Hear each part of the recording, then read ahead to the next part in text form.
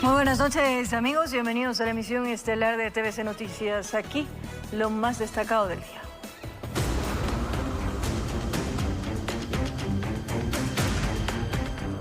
En Sangolquí, un grupo de delincuentes intentaron asesinar al conductor de un vehículo.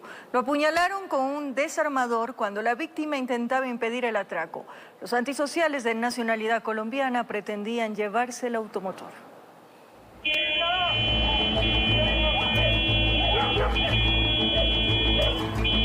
A Juan por poco y lo matan. Llegaba a su casa a eso de las 9 de la noche en el barrio Inchalillo, en Sangolquí. Bajó a abrir la puerta del garaje para ingresar su carro, hasta que apareció este auto rojo con 4 delincuentes a bordo. Lo sorprendieron, están armados. Lo golpearon y amenazaron de muerte. Quisieron asesinarlo. Su objetivo era el carro. Eso era lo que buscaban. Pero la víctima reaccionó rápido y no permitió que se lo lleven. Procedí a lanzar las llaves a la terraza de mi casa y procedieron a golpearme, a patearme, a apuntarme con una pistola. Al darse cuenta que ya no podían ejecutar el atraco, lo apuñalaron en la pierna. Lo dejaron bañado en sangre. Con un desarmador plano fue lo que me clavaron en la pierna. Me pegaron todo. A lo mejor se reconoció un acento en particular. Colombianos. Una cámara del sector grabó los momentos de terror que vivió el ciudadano. Nadie lo auxilió. Un vecino que justo pasaba en moto le prestó ayuda. Allí fue cuando los zampones escaparon, no sin antes intentar arrollarlo a él también. Llamaron al servicio de emergencias y la historia se repitió. Poca ayuda, ninguna solución. Esto le dijeron. Y lo que supieron decir es que si estaba consciente o si es que estaba caminando, que yo mismo me acerque al hospital. No llegó ninguna ambulancia, nada. En el sector, novedades como estas son comunes. A una vecina, por ejemplo, le asaltaron sujetos en moto mientras salía a su trabajo. Es la tónica diaria, pese a los patrullajes. Y a nivel local no hay orden de nada, no hay control de nada. Juan no puso la denuncia. Una pérdida de tiempo, dice. Si ese rato no le ayudaron, ahora menos. Informó Marilyn Jaramillo. La Policía Nacional logró la aprehensión de 3 ciudadanos, entre ellos una mujer, quienes, en base a la extorsión, exigían el pago de $5.000 a una ciudadana residente en el extranjero, para no atentar contra la vida de sus familiares. Sucedió en el cantón Pasaje, en la provincia del Oro. En el comando de policía de la subzona El Oro fueron presentadas las 3 personas, entre ellas una mujer, quienes fueron detenidos en una vivienda del cantón Pasaje, acusados bajo el delito de extorsión. Raúl V.P., de nacionalidad ecuatoriana, de 30 años, con antecedentes por robo, receptación e intimidación. De igual forma, el ciudadano José R.G., de nacionalidad ecuatoriana, 39 años, antecedentes por presunción de homicidio doloso, robo y asociación ilícita, así como la ciudadana Jennifer H.R., nacionalidad ecuatoriana, de 36 años. Según las investigaciones, los sospechosos habían contactado a una ciudadana ecuatoriana residente en otro país, a quien le exigían una considerable suma de dinero si no atentarían contra la vida de sus familiares acá en Ecuador. Debido al temor por las amenazas en contra de su vida y la de su familia, la ciudadana en mención realiza el contacto con la Unidad Antisecuestros y Extorsión de la Policía Nacional. En la incursión se decomisaron los siguientes indicios asociativos. Tenemos 20 terminales móviles, un arma de fuego, un arma traumática y 39 cartuchos de diversos calibres. En otra operación, el bloque de seguridad, ejecutando un operativo en la parroquia Tendales del cantón El Guabo, logró la detención de 2 personas quienes tenían en su poder armas de fuego, munición, 2 motos de dudosa procedencia y un vehículo reportado como robado. Informó Richard Ceballos. 2 sicarios fueron detenidos por la policía instantes después de que acribillaran a un hombre en el sector del Paraíso de la Flor noroeste de Guayaquil. En ese distrito, 2 hechos violentos se reportaron la mañana de este lunes.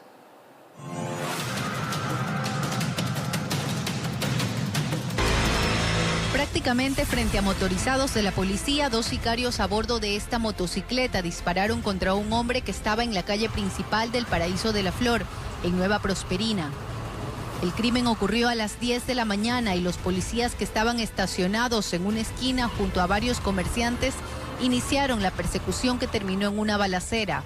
Ambos atacantes fueron alcanzados por las balas y uno de ellos terminó hospitalizado, mientras el otro sospechoso fue presentado en rueda de prensa. Tenemos 2 personas heridas de los delincuentes, están en el hospital, sabemos que están estables.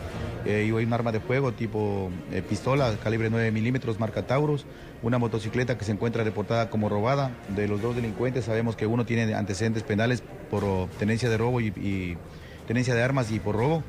Estamos a la ubicación de la persona que fue prácticamente atentada, sabemos que le han trasladado a una casa de salud, estamos tratando de verificar a ver a qué casa de salud ha salido, sabemos que está estable. Solo minutos antes, en el bloque 6 de Flor de Bastión, ocurrió otro ataque de sicarios. A José G., de 21 años, lo balearon cerca de su casa y murió camino al hospital. Su cuerpo fue regresado al sector y ahí Medicina Legal realizó el levantamiento para continuar con el procedimiento de ley. Le habían trasladado al hospital, pero ya falleció. Le habían ingresado al domicilio, no daban la colaboración, pero prácticamente ya están las unidades realizando el levantamiento respectivo. Estos hechos tienen relación ante los eventos que se han dado prácticamente en Flor de Bastión y en Paraíso por la situación, la disputa que tenemos de territorios de las organizaciones directivas tiguerones, y ahora sabemos que se han aliado inclusive con los Águilas y los Patales del sector de Monte Sinaí, y prácticamente se han dado estos hechos en represalias por las anteriores muertes violentas que hubo. En lo que va del 2025 en el distrito Nueva Prosperina, 62 personas han sido asesinadas, informó Carolina Pimentel. Sobre la decisión de la Corte Constitucional, el ministro de Gobierno señaló que la sentencia ha dejado en claro que el encargo de la presidencia a Cynthia Gelibert no requería hacerlo vía decreto ejecutivo. Los detalles en breve.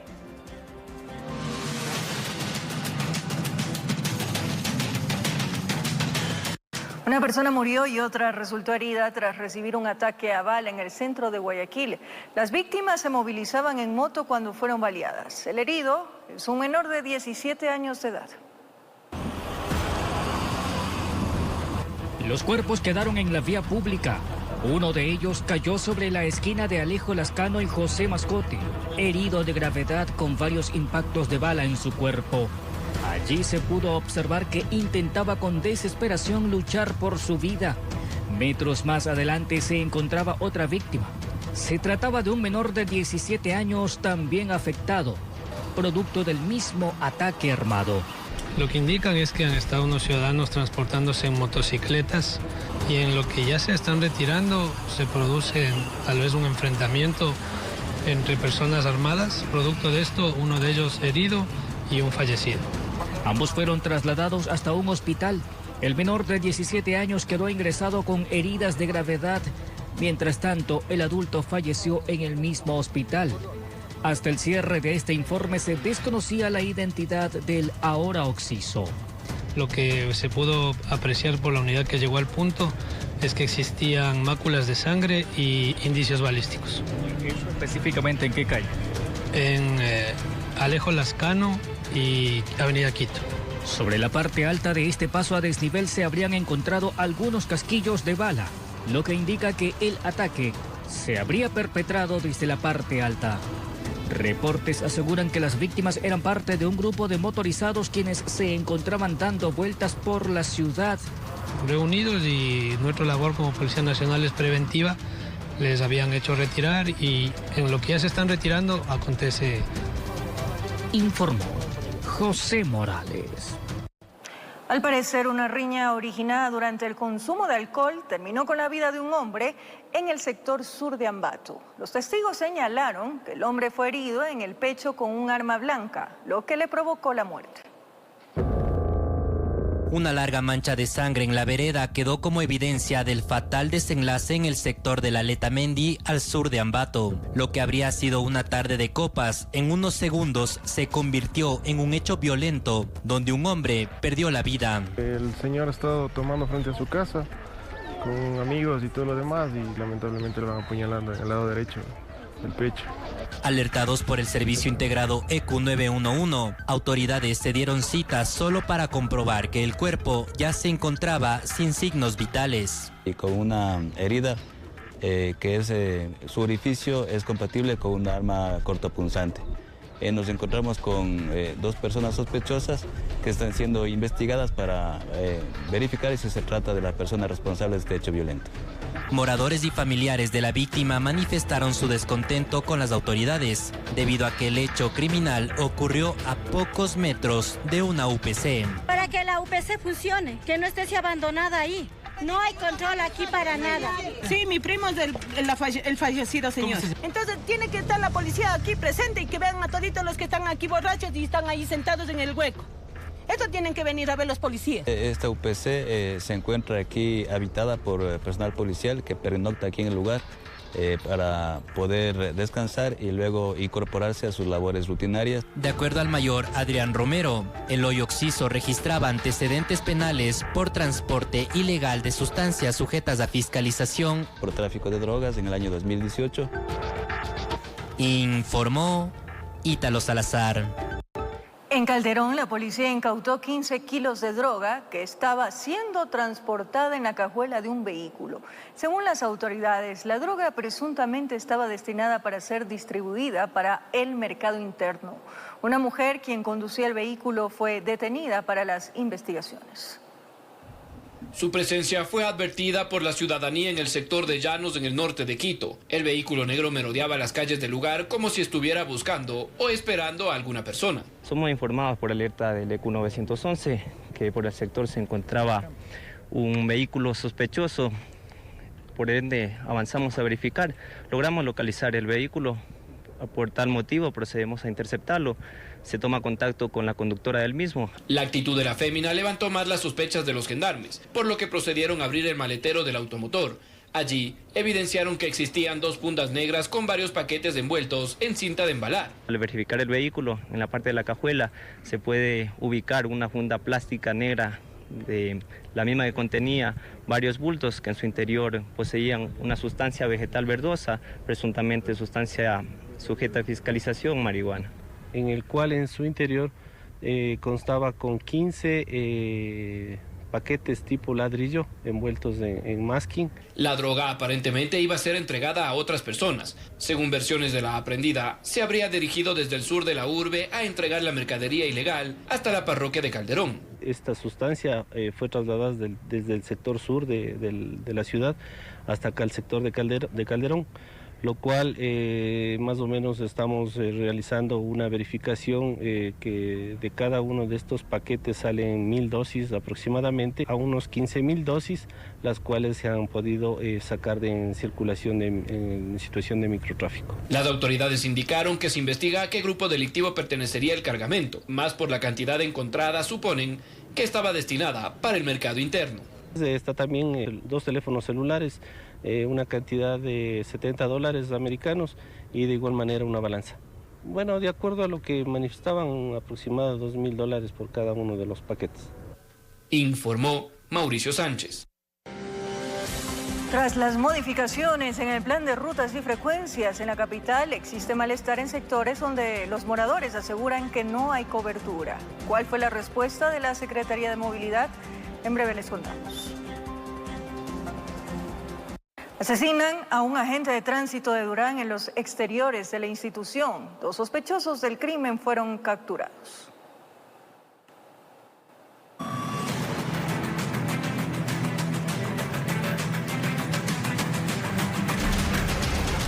La tarde del lunes 3 de febrero, el cantón ferroviario se vio sacudido por un nuevo hecho violento.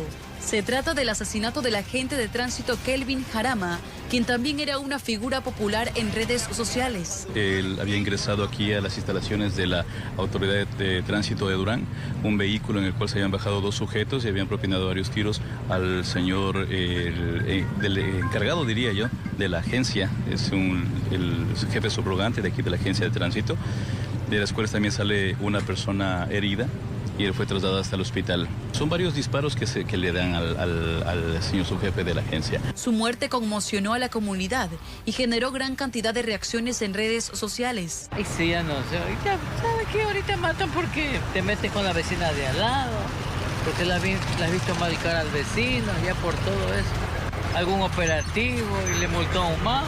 Kelvin Jarama era conocido no solo por su trabajo como agente de tránsito. Este video te va a ayudar mucho. ¿Qué pasa cuando no tengo placas en mi vehículo? Sino también por sus videos en TikTok, donde respondía preguntas y dudas a sus seguidores. Inmediatamente los familiares llegaron al lugar, donde derramaron lágrimas por la pérdida de su ser querido. La Municipalidad de Durán confirmó la muerte de Jarama y expresó sus condolencias a su familia, amigos y compañeros. Las autoridades policiales y los agentes de criminalística llegaron al punto y recabaron los indicios balísticos y realizaron el levantamiento del cuerpo. Y en cuestión de minutos, los uniformados se percataron de la actitud sospechosa de 2 antisociales que estaban grabando y tomando fotos a la víctima. Estos sujetos fueron detenidos para las investigaciones correspondientes, informó Amy Moreno. Al volver, un hombre fallecido y otras 9 personas heridas fue el fatal resultado que dejó un siniestro vial en la Ruta Viva al oriente de Quito. Esta y otras noticias al regresar de la pausa aquí en la emisión estelar de TVC Noticias. De regreso para contarles, un hombre fallecido y otras 9 personas heridas fue el fatal resultado que dejó un siniestro vial en la Ruta Viva oriente de Quito. Las autoridades informaron que un tanquero que transportaba combustible habría perdido los frenos, por lo que colisionó contra varios automóviles más y terminó volcado a un costado de la vía.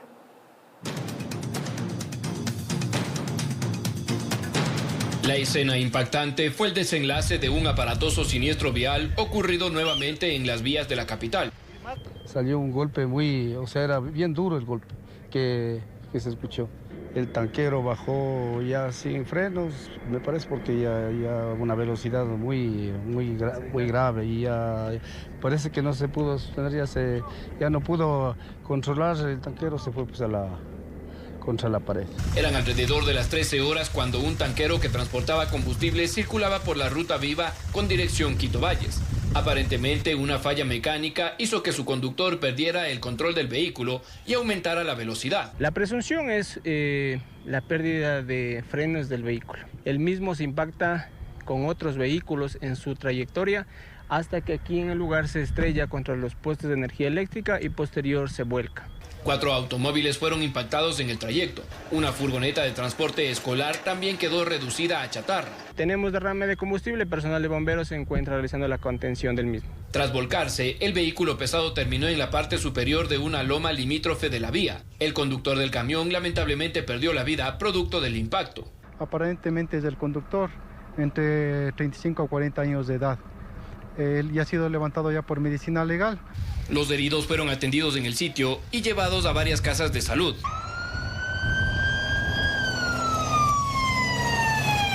Mientras que bomberos y funcionarios municipales realizaron la limpieza y remoción de escombros, por lo que la vía permaneció cerrada por varias horas. Se está realizando diques para poder contener este derrame. Se podría decirse que es unos 2.500 galones que se ha derramado en este sitio. Y afortunadamente ya está contenido todo este combustible y se ha evitado que se propague más hacia el resto del ambiente, especialmente hacia el río que tenemos acá en el puente. Moradores del lugar pidieron a las autoridades la instalación urgente de medidas para obligar a los conductores a bajar la velocidad y así prevenir la pérdida de más vidas en la vía, informó Mauricio Sánchez.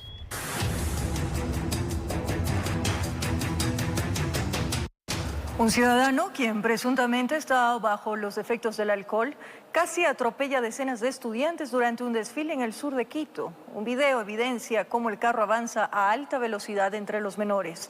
El conductor habría escapado del lugar tras el incidente. Este es el momento exacto en el que el conductor de este carro por poco y ocasiona una tragedia, por poco y los embiste a los estudiantes de la banda de paz de la institución educativa Fiscal Sucre. Estaban tres que estaban borrachos y empezaron, o sea, nosotros descubrimos que por favor que se espere porque estaba pasando los muchachos de la banda de guerra.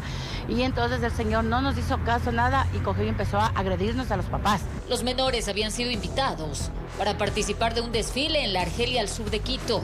Sin embargo, todo terminó cuando el auto por poco y los embiste. Minutos antes, el mismo carro estaba estacionado en una esquina.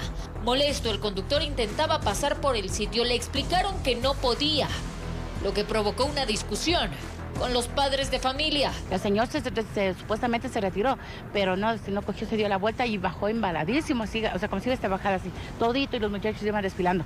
Lo único que los padres, nosotros lo que hicimos es gritar y decir que se abran los muchachos. En el vehículo había una mujer que en medio de los reclamos reaccionó. Hubo hasta golpes con una representante de los estudiantes cuando les dijeron que se retiren del lugar.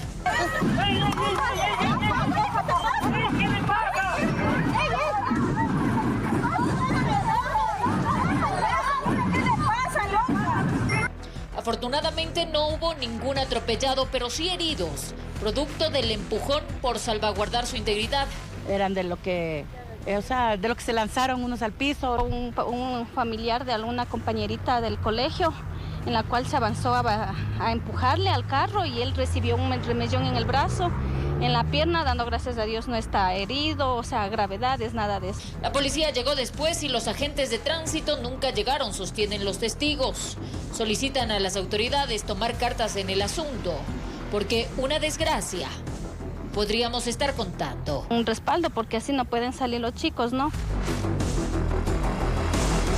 Informó Marilyn Jaramillo.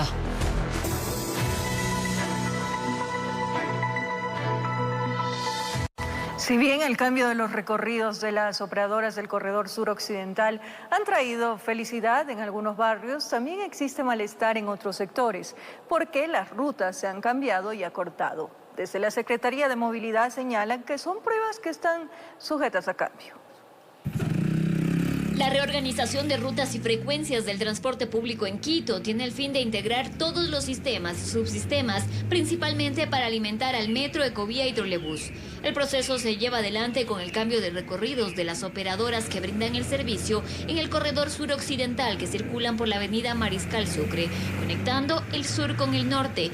En algunos casos las rutas se han ampliado, es decir, llegan a más barrios y han traído felicidad a los usuarios. Que el bus se extendió al barrio La Dolores y de aquí brinda un servicio hasta el metro de la Magdalena. Hemos sido incluidos a los sistemas de transporte. Ahora ya tenemos un poco más avanzado, que ya sube el R3 más acá arriba, entonces somos beneficiados de ese servicio.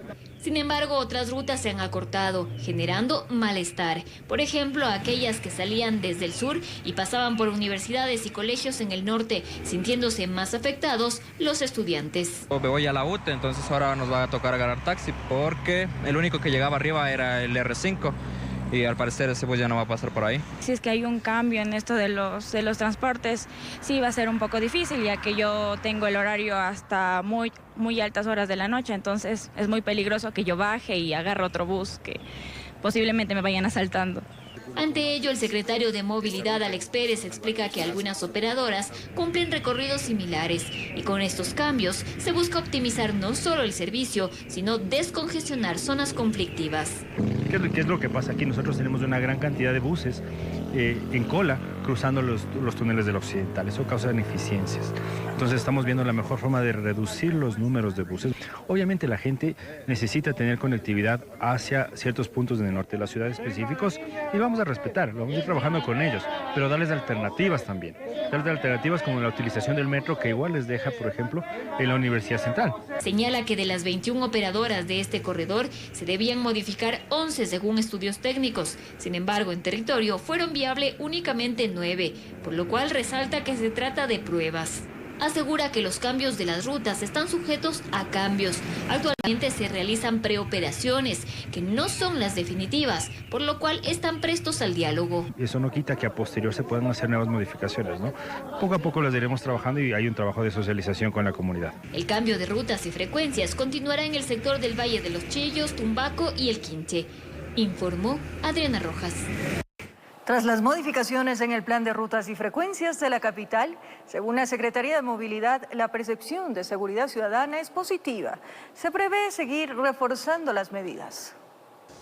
En algunos ciudadanos causó confusión la reestructuración de algunas rutas del corredor suroccidental. Hoy un cambio bastante drástico porque hay vías alternas que toman vías que antes no iban, hay paradas que estaban adecuadas para nuestra comodidad y ahora ya no están, o sea, ya no las hay. Distinto del criterio de esta mujer, otras personas sienten positivo el cambio en las 11 rutas intervenidas. No, la verdad no está complicado.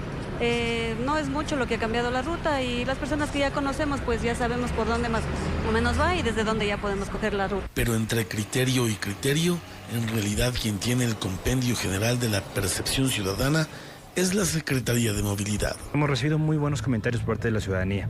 ¿Por qué? Porque al llegar al transporte público la gente empieza a salir más. Pueden recuperar ese espacio público que estaba perdido. Entonces, ahora que tienen servicio público en muchas zonas, lo que hacen la gente es sale mucho más tarde, tiene mucha más seguridad, está mucho más tranquila, está mucho más feliz. De tal forma se sostiene que la seguridad y tiempos de los usuarios se ven mejorados al estar conectados con los corredores longitudinales. Sin embargo, según la ciudadanía, todavía se deben mejorar algunos aspectos. Sí, hay un poco más de tranquilidad, pero la aglomeración de gente es terrible. Para nosotros está muy mal, en especial en las horas pico, que van los niños, los estudiantes de las escuelas, colegios, porque es difícil la acogida. Y de eso están conscientes las autoridades. De ahí que el trabajo para mejorar los problemas en el transporte público se mantienen y otros planes se proyectan en el mediano plazo. Nosotros estamos trabajando en varios frentes. Primero en los corredores tenemos presencia, un trabajo coordinado con la Policía Nacional y Fuerzas Armadas para que haya presencia permanente. Y en el transporte convencional nosotros estamos desarrollando la tecnología en transporte. Nosotros para mediados de este año tendremos ya funcionando un centro de control de monitoreo de todo el transporte público en el Distrito Metropolitano de Quito. Desde el punto de vista operacional, obviamente, en nuestra competencia no es la seguridad. De concretarse, no solo la seguridad en el transporte público se verá fortalecida, sino incluso situaciones de tipo logístico y de operación, informó Javier Rosero. El municipio de Quito simplificó la gestión catastral al reducir el número de trámites de 14 a 4. Antes, los requisitos dificultaban el proceso, generando demoras y errores. Narcisa solía perder días enteros recorriendo oficinas para realizar trámites catastrales. Cada solicitud implicaba papeleo, filas interminables y requisitos repetitivos que solo alargaban el proceso. No nos compliquen más la vida, hay que facilitar más que todo estos de los trámites a los ciudadanos. Sin embargo, esa realidad ha cambiado. Ahora, con la simplificación implementada por el municipio de Quito, los trámites se redujeron de 14 a 4. Los cuales ahora son la creación de un predio, la actualización de un predio, el egreso de un predio y la regularización de áreas. Inclusive los nombres ahora son mucho más entendibles para la ciudadanía. ¿Qué ha permitido esto? No solamente una simplificación, también una reducción de costos y de tiempo para la ciudadanía. En catastros, ¿qué es lo que nos dimos cuenta? Que 14 de los 14 que pedíamos, 10 no era necesario que los pidamos. Con 4 podíamos cumplir lo que estaban haciendo esos 14. Esta optimización busca hacer más eficiente la atención, eliminando burocracia innecesaria y unificando procesos. Yo cuando llegué tenía 5.000 trámites represados en catastros. Lo dejamos en 0. Y ahora hemos iniciado un proceso ya de atención diligente, atención en línea lo máximo posible y, como digo, simplificación de trámites. Además, la modernización del sistema permite reducir fallos administrativos y mejorar la experiencia de los usuarios. Ahora, si una persona necesita realizar una actualización de su predio, llámese esto de un dato de su nombre y también adicional necesita hacer algún ajuste en sus planos, hace un solo ingreso de su trámite. Si necesita solamente actualizar su nombre, incluso en el sistema ahora ya tienen unas validaciones y me ingresa automáticamente solo 2 requisitos. Los nuevos trámites están disponibles en www.quito.gov.es. Para asistencia presencial, todos los jueves habrá un espacio en las instalaciones de la Cámara de la Industria de la Construcción con asesores disponibles. Informó Ailis Morán.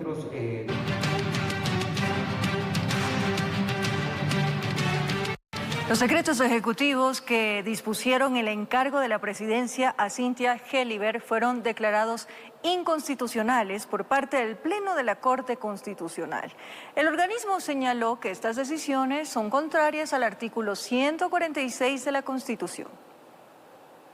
Con 8 votos a favor y 1 salvado, el Pleno de la Corte Constitucional aceptó la acción pública de inconstitucionalidad presentada en contra de los decretos ejecutivos 500 y 505. A través de estos, el presidente Daniel Noboa encargó temporalmente la presidencia de la República a Cynthia Gelliver, a quien de manera previa la designó vicepresidenta de la República.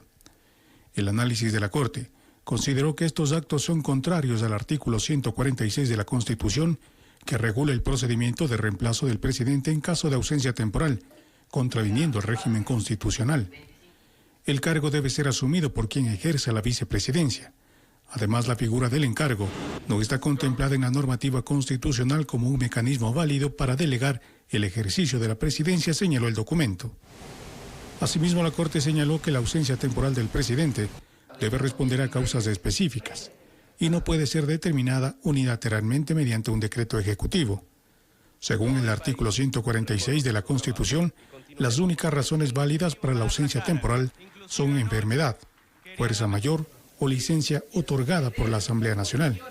Y si bien no le corresponde a la Corte examinar si existieron o no las circunstancias de fuerza mayor alegadas por el presidente de la República, esta causal de ausencia temporal se configura exclusivamente a partir de la existencia de eventos o circunstancias imprevisibles e irresistibles que imposibiliten a la o el presidente de la República al ejercicio de su cargo. La Corte también aclaró que aunque los decretos perdieron su vigencia previo a la emisión de esta sentencia, la Corte está facultada para pronunciarse sobre los mismos, pues tienen la potencialidad de producir efectos contrarios a la Constitución pese a su derogatoria, debido a que quien ocupa el cargo de presidente asume funciones que, si son ejercidas, generan efectos más allá del periodo del encargo. Informó Miguel Ángel Bedoya. Sobre la decisión de la Corte Constitucional, el ministro de Gobierno señaló que la sentencia ha dejado en claro que el encargo de la presidencia a Cynthia Gelliver no requería hacerlo vía decreto, por lo que en el futuro se analizarán las acciones que estarán basadas en este pronunciamiento de la Corte. Tras el pronunciamiento de la Corte Constitucional y la declaratoria de inconstitucionalidad de los decretos 500 y 505, el ministro de Gobierno, José de la Gasca, señaló que la sentencia ha dejado claro que la Corte no tiene competencia para analizar las situaciones de fuerza mayor que motivaron estos decretos. Que verificadas las circunstancias de fuerza mayor, que la califica el presidente, no necesita ser decreto ejecutivo, sino que inmediatamente y automáticamente, lo dice la Corte, quien debe asumir es la señora Cynthia Gelliver. Se ratificó que el decreto 494 que designó a Cynthia Gelliver como vicepresidenta de la República no han sido objeto de un análisis de una acción de inconstitucionalidad por parte de la Corte. Que eso no va a ser análisis de la Corte porque es un acto administrativo con efectos individuales que no es de competencia de la Corte. No se mete a decir más. Un comunicado emitido por esta cartera de Estado señaló también que los decretos 500, 505, 513 y 519 tenían como principal objetivo proteger los recursos públicos y evitar un vacío de poder. De la Gasca señaló que de ser necesaria una nueva ausencia temporal del primer mandatario, el gobierno procederá conforme a lo que dictan las leyes y la propia sentencia de la Corte. Buscaremos la manera, dentro de la Constitución, dentro de la ley, cumpliendo con la sentencia, para acatar las disposiciones y saber que exista la sustitución presidencial, como lo establece la Constitución, sin necesidad de hacer lo que la Corte ha dicho que es inconstitucional. Por conveniencia electoral, esta sentencia habría sido mal interpretada por quienes representan a la vieja política, por lo que el gobierno seguirá actuando con firmeza, pero amparados en la ley y la Constitución, señala el comunicado. Informó Miguel Ángel Bedoya.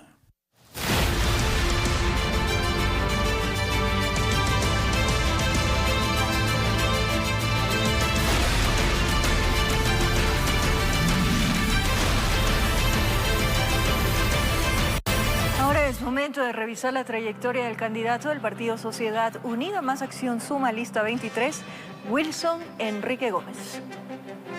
Nombre completo: Wilson Enrique Gómez Vázquez. Partido Sociedad Unida Más Acción Suma, lista 23. Edad 38 años. Profesión psicólogo clínico. Diplomado en conectividad rural y telecomunicaciones. Estudios en política y economía para la reducción de riesgos de desastres y asistencia humanitaria. Estado civil casado. Hijos, 2 hijos. Experiencia en el sector público. Coordinador zonal en el ECU 911.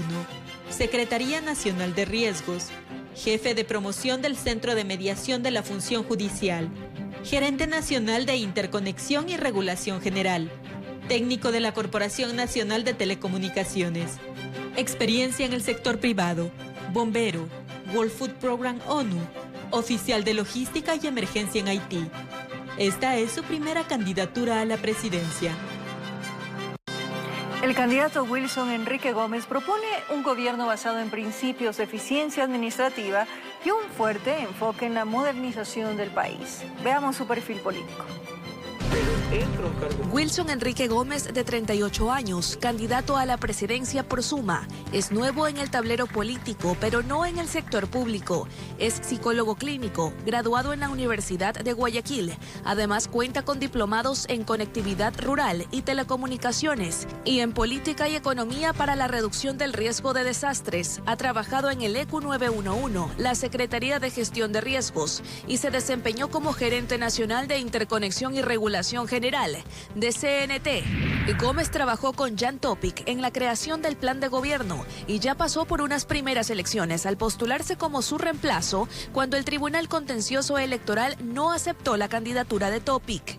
Yo me involucré directamente en 3 temas. Me involucré primero en el área de seguridad, me involucré en el área de educación y por tercero en la parte de desarrollo e implementación de todas estas ideas. Y tratamos luego de entrar de manera transversal en cada uno de los temas, ya que hay muchas ideas que pueden traer los jóvenes, los profesionales, los adultos, todos los ecuatorianos, pero implementarlos en lo público tiene sus connotaciones. ¿Pero en qué se diferencia el aspirante a Carondelet? ¿Cuál es su visión de país? Rescatar el país significa, durante el primer año de gobierno, tratar de resolver la mayor cantidad de los problemas que hoy nos afectan a cada uno de los ecuatorianos. Pero luego dejamos la transformación. La transformación va en ese dejar un país institucionalizado, fuerte, que permita atraer recursos a largo plazo, pero sobre todo que no cambie de idea cada vez que entra un presidente nuevo. Prefiere no hablar de ideologías, sino de soluciones y de cuál sería su manejo para atraer el dinero que se requiere para dichas soluciones. Lo hemos escuchado muchísimas veces, de atraer inversiones, pero finalmente en el ejercicio, en la práctica, no lo vemos en concreto. ¿O cómo usted pretende atraer esas inversiones? El gobierno tiene que generar el espacio para que el inversionista, para que el empresario puedan hacer justamente esas inversiones. Ahí es donde sumamos ya la parte final y esto es súper importante porque esto se debe determinar a largo plazo y es la institucionalidad que el Ecuador debe garantizar para que independiente al pensamiento, independiente a la ideología, logre implementarse planes y proyectos públicos que permitan esta interacción. Informó Adriana Peralta. Ahora veamos las principales propuestas que contiene el plan de gobierno de Enrique Gómez. Economía. Garantizar el empleo es prioritario, porque con eso no vamos a tener ecuatorianos pensando en migrar y buscar opciones de vida en otras partes. Tenemos que dar y garantizar oportunidades y para eso tenemos que buscar recursos extranjeros, inversión extranjera, pero también la capacitación de personas para poder atender el foco de las industrias sobre el cual Ecuador va a cambiar en los próximos 20 años. Energético. Garantizar la energía es prioridad para todos y es por eso que el gobierno se deberá enfocar en garantizar la energía para cada ecuatoriano y abrir la oportunidad para que las empresas privadas también puedan garantizar energía para las industrias y para aquellos complejos turísticos que puedan generar recursos. Con esto vamos a tener energía para todos y un país que balancea y administra adecuadamente sus recursos energéticos. Salud. Una de las principales necesidades de los ecuatorianos es una buena atención de salud.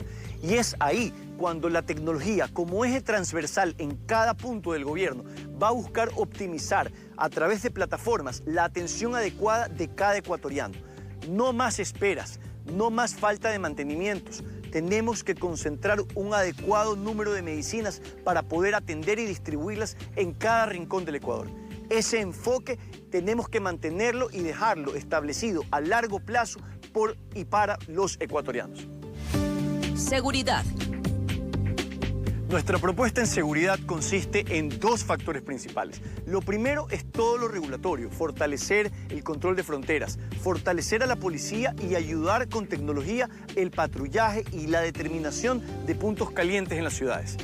Y del otro lado, empatamos esto con una adecuada educación, con un control de los barrios y con una comunidad que se fortalece para unidos tener más seguridad. Las deportaciones masivas desde Estados Unidos han generado incertidumbres sobre cómo actuar ante un encuentro con agentes de migración.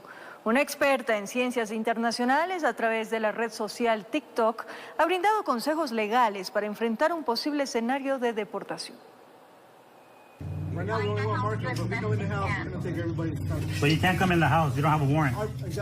Este video filmado por una familia inmigrante en Estados Unidos se viralizó en redes sociales.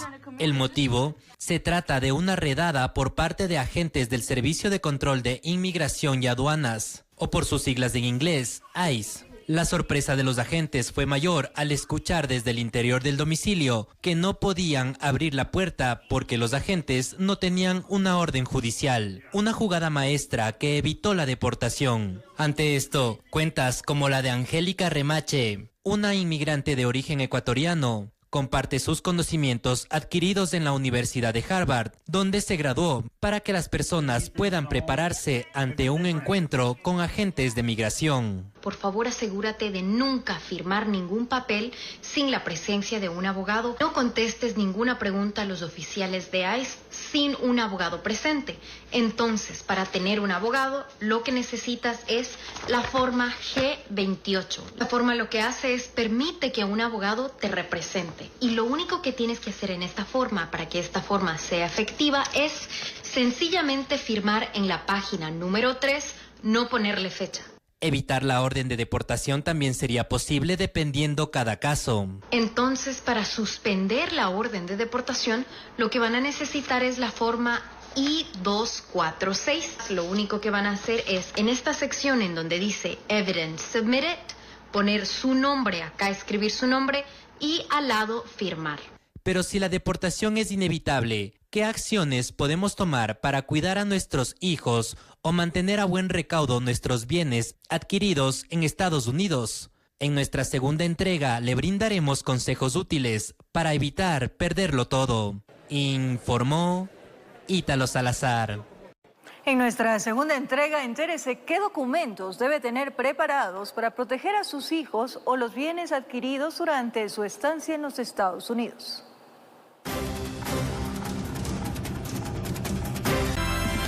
Atención, en la siguiente información de ayuda social se necesita la donación de pintas de sangre en el Hospital Carlos Andrade Marín de Quito a nombre de María Dolores González. Los donantes deben ser mayores de 18 años de edad, pesar mínimo 110 libras o 50 kilogramos, llevar la cédula de ciudadanía, llenar el formulario correspondiente y haber desayunado o almorzado normalmente. Las donaciones de sangre las puede hacer de lunes a viernes de 7 de la mañana a 3:30 de la tarde y los sábados y domingos de 7 a 14 horas. Con esto nos despedimos, amigos. Gracias por su ayuda. Que descansen. Un abrazo grande.